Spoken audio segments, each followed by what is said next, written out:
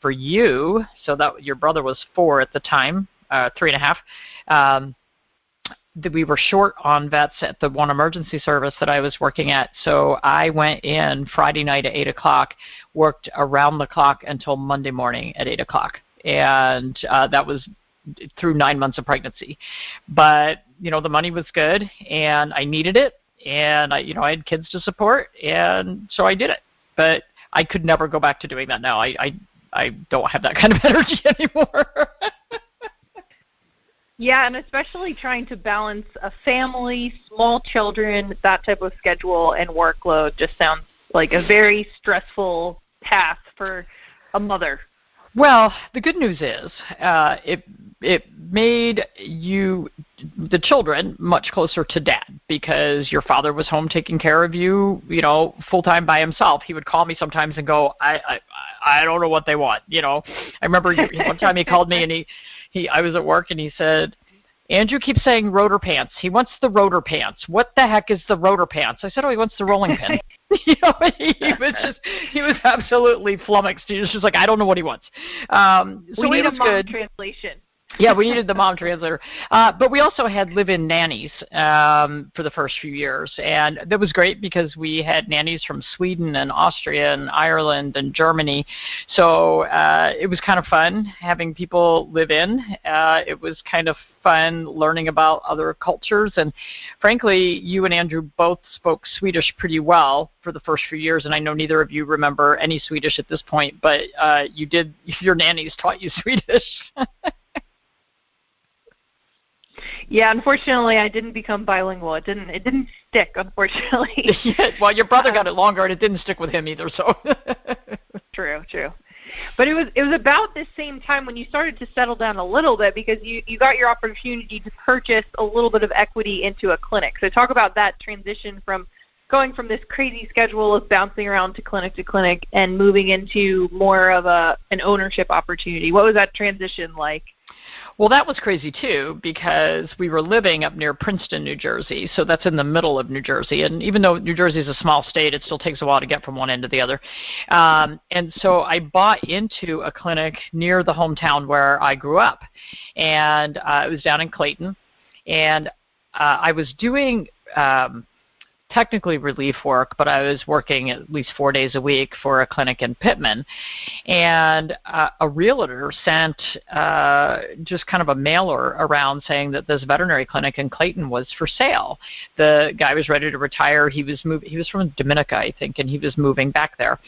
And so the practice was for sale, and he was a homeopath. So we used to laugh about the practice and say, oh, they practice voodoo medicine there, which, things come full circle, so it's kind of funny. But this, for some reason the realtor sent it to me, and my boss didn't get that. And so I opened it, and then I drove by the clinic, and it was a dump. I mean, total dump. And I said, oh, gosh, I would love to have my own clinic because I had tried once before and failed, didn't pass zoning after spending a ton of money. And so I thought, man, this would be really cool, but I don't have the money to buy this. I don't think I can get the loan to buy this because I still had student loans. I mean, I'm swimming in debt. And so I went to my boss, and, looking back, I guess it was the right thing to do. I don't know. But there was a part of me that ethically would not allow me to open up 5 miles away from his practice and, take business. I had good following, and I just couldn't do it. Morally, I just said, I can't be his competitor. He's been nice enough to employ me for the past 4 years. So I went to him and I said, hey, here's this opportunity, down the road. And we were bursting at the seams. It was a little tiny converted house that we were working out of. We were bursting at the seams. We had, more clients than we could fit in the building, more people than we could fit in the building. And I said, why don't we open a satellite clinic? We can do it together. This will be a good opportunity. And he put his foot down and said, absolutely not, no way, no how. And I said, well, here's the thing. You can do this with me or I'm doing it by myself, but I think it's a good opportunity and we should do it. And so he didn't want me to be the competition either. And so he said, okay, we'll do this. And we had a big staff meeting and, everybody said, okay, fine, we'll do this. But here I am thinking, okay, we're going to be 50-50 partners, or hey, maybe I'll own a little bit more of it because I found it. No, He got 70%. I got 30%. But I borrowed $20,000 from my grandfather, who, said, "No, I believe in you, and I will loan you this money." And so I think I was paying him back like $900 a month. And I was just like, okay, that was the first bill I paid every month, because I was not about to stiff my grandfather, because he was so nice to allow me to do it. And then my partner, Bob, he's a veterinarian, but a frustrated construction guy. He loved to do construction, so he did all the rehab of the building, which was just awesome, because we did it for, a tenth of what it would have cost us. So we got into it, and it worked out really well. We were partners for 10 years, and after 10 years, he said, I think it's time that you should buy me out, and, we should split this up. And he was building the old clinic. He was building a new one that was bigger and better, and, he had like 8 doctors working there. And so I guess for better or for worse, at that point, we had built Clayton up to $1 million practice. And so I only owned 30% of that, and I had to go get a $700,000 loan to buy out my partner. And then I also had to get another almost $400,000 loan to buy the property. So I took a giant leap into debt.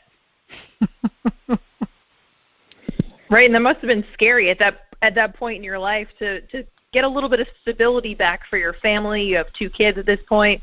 You have a husband, and to jump into that, I mean, a little bit of a risk to take out a loan to be able to purchase the clinic. So I guess what was the reasoning in your head where you said, you know what, I'm going to risk it. This is a good idea. I'm going to go for it. What were you thinking throughout the process? I think I was kind of crazy, because we were also building a house, one of those little McMansions on the hill. It wasn't a huge one, but it was a little McMansion on a hill, so we were taking that debt on as well. But it's time for us to take a break to hear from our sponsors, so we're going to hold that thought, and you're all going to find out why I decided to be that crazy when we come back. Stay tuned. You're listening to Dr. Judy Morgan's Naturally Healthy Pets.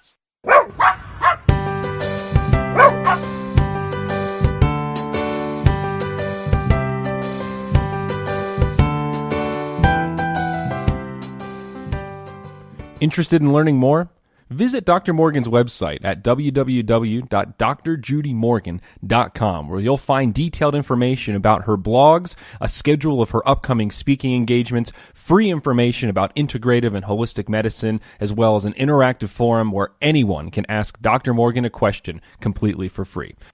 Visit her website today to join the mailing list, where you'll find exclusive information and promotions only available to those select subscribers. Dr. Morgan is an accomplished author, having published several books about veterinary medicine and home cooking for your pets. You can find From Needles to Natural, detailing her journey from practicing traditional medicine to understanding the healing power of holistic practices today, on Amazon Prime, as well as What's for Dinner Dexter and Canine Kitchen Capers, which are 2 great recipe books that you'll find both delicious and entertaining.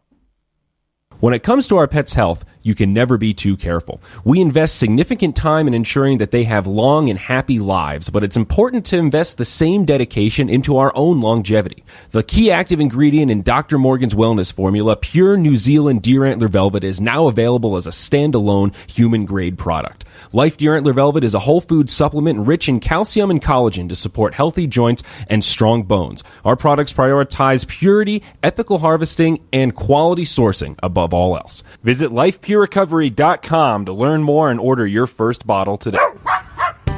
Tune into world-renowned author, speaker, and holistic veterinarian Dr. Judy Morgan, and now radio host of Dr. Judy Morgan's Naturally Healthy Pets on syndicated Dream Vision 7 radio network every Monday and Tuesday, 7 a.m. and 7 p.m. Eastern Time.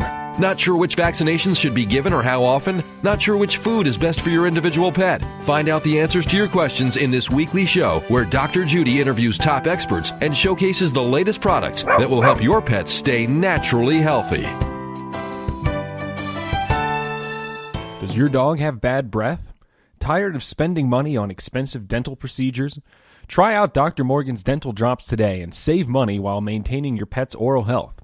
With New Zealand deer antler velvet as the primary ingredient, Dr. Morgan's dental drops are effective for treating stomatitis, gingivitis, and ulcers. You can purchase Dr. Morgan's dental drops directly from Amazon Prime or from her website, www.drjudymorgan.com. Dr. Morgan's Wellness Formula for dogs and cats provides multiple health benefits in one product. Made with all natural ingredients sourced from New Zealand, this supplement can be used routinely to maintain overall physical and mental well-being.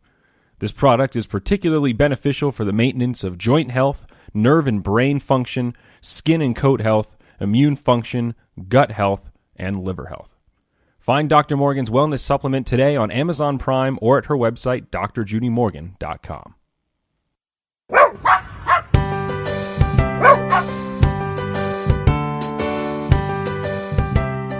Welcome back. You're listening to Dr. Judy Morgan's Naturally Healthy Pets, and I promised I would tell you why I was crazy enough to take out a bank loan over $1 million.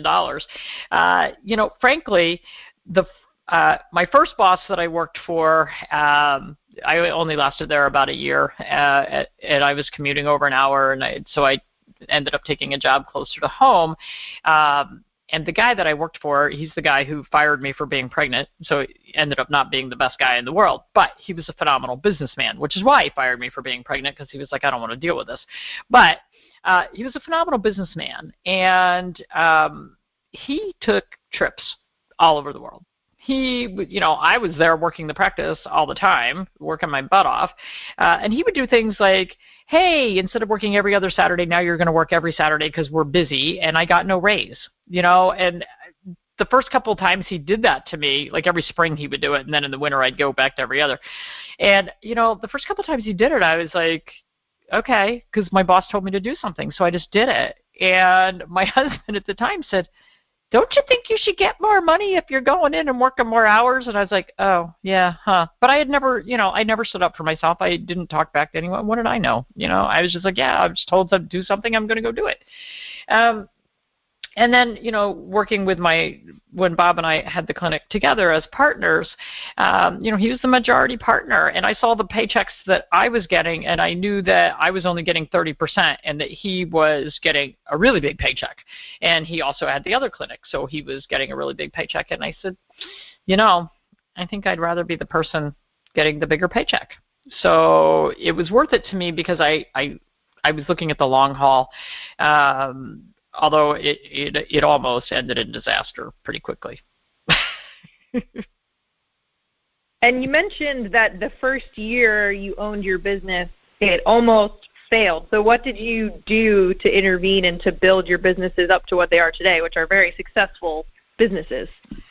Well, so once I had all that power, I had this big loan, but we were paying the bills, and oh my gosh, I can't even remember what year that was, 2007, I guess. And that was, the economy was just booming. And, people were just kind of rolling in the door and spending money without really thinking about it. And so suddenly I was making so much money, so I bought a new car and I bought a new truck and, I bought a house at the shore. I was crazy. I was just borrowing more and more and more money. It was kind of like, $1 million in debt. What's a little more? And hey, look, I've got these big paychecks and I can afford it. And within a year, I was almost bankrupt. I had just gone crazy. I had no idea how to manage a business. I had no idea how to do the business part of it. They don't teach you that in vet school. They teach you how to, diagnose things and treat them. They don't teach you how to diagnose a checkbook. And I had always been really good about my household finances, but this was just a whole new ballgame for me, and I was really clueless. So I was approached I was cold called literally by a consultant on the West Coast. And, they had me fill out this questionnaire. They were very smart about it. They have you fill out this questionnaire and you answer all these questions, and then they, do a 1-hour analysis for free. And at the end of the 1 hour, I was in tears. I was like, look, I haven't taken a paycheck in 6 weeks. I'm broke. I can't pay the bills. I've got all these credit card loans. I don't know what to do. And they said, that's great. You need help from us. It'll be $35,000. And I broke into tears. And it happened to be my birthday when I had this call with them. And as I was hysterical because I thought, oh my gosh, how am I going to tell my family I'm going down in flames here? And so I said to the guy, all right, I have a credit card that has a $35,000 limit on it. I'm going to pay this entire thing with that credit card. And I'm either going to sink or swim. And so